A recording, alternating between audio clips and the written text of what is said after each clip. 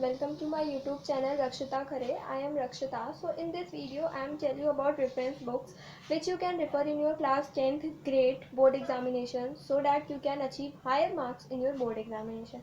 So इस साल तो basically हमारे board examination as you know that cancel हो गए class 10th के, but फिर भी हमने प्री बोर्ड्स तो दिया ही हुआ है, प्री बोर्ड्स जिसके बेसिस पे हमें मार्क्स भी मिलेंगे। और प्री बोर्ड्स जो थे हमारे ऑफलाइन हुए थे और जो हमारे प्री बोर्ड्स का पेपर था वो बाहर से आया हुआ था, तो उसमें काफ़ी सारे क्वेश्चंस जो थे वो जो मैंने रेफरेंस बुक्स यूज़ की थी तो उसके थे।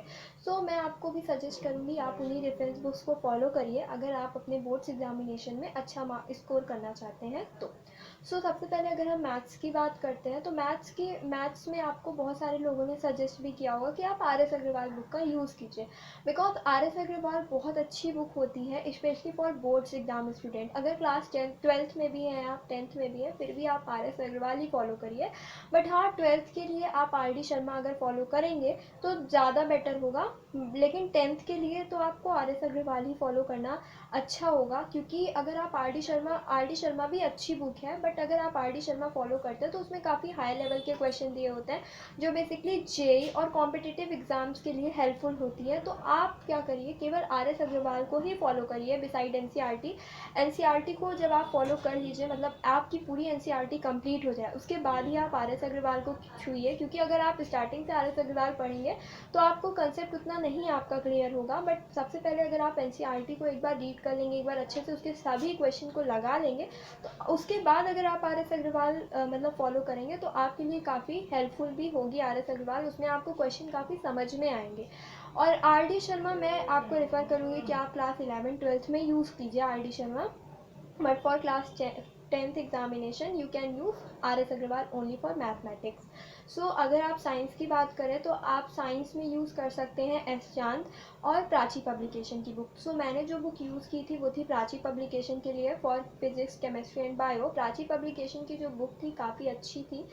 मेरे पास अभी भी वो बुक है और मैं उसे मतलब I am in class 11th और मैंने पीसीएम लिया हुआ है। और मैं प्राची पब्लिकेशन की बुक, क्योंकि काफ़ी सारे आप सब जानते हैं कि सिलेबस रिड्यूस हो चुका था, तो मतलब आगे की पढ़ाई के लिए उसे काफ़ी मतलब फॉलो करना काफ़ी, क्योंकि रिड्यूस सिलेबस हो चुका था तो बहुत सारे कंसेप्ट हमारे छूट गए थे। तो मैं उसी से अभी भी जब मैंने पीसीएम ली हुई है तो मैं फिजिक्स केमिस्ट्री की जो कंसेप्ट है जो हमारा रिड्यूस सिलेबस था तो उसी से अपना रिड्यूस सिलेबस को जो था उसको मैं अभी भी मतलब रिड्यूस सिलेबस को मैं पढ़ती हूँ जिससे मेरा कंसेप्ट क्लियर हो। और प्राची बुक बहुत अच्छी है, उसमें आपको चैप्टर के एंड में प्रैक्टिस के लिए प्रीवियस ईयर क्वेश्चन देंगे, उसके खुद के क्वेश्चन होते हैं, एनसीईआरटी सोल्यूशन होता है, प्लस मॉक टेस्ट पेपर होते हैं, जिससे आप चैप्टर में मतलब एकदम आपको वो बुक चैप्टर में परफेक्ट कर देगी। मतलब आप पहले एनसीईआरटी पढ़िए, उसके बाद जब आप एनसीईआरटी के एक चैप्टर पढ़ लीजिए फिर उसके बाद आप रेफरेंस बुक के एक चैप्टर पढ़ सकते हैं।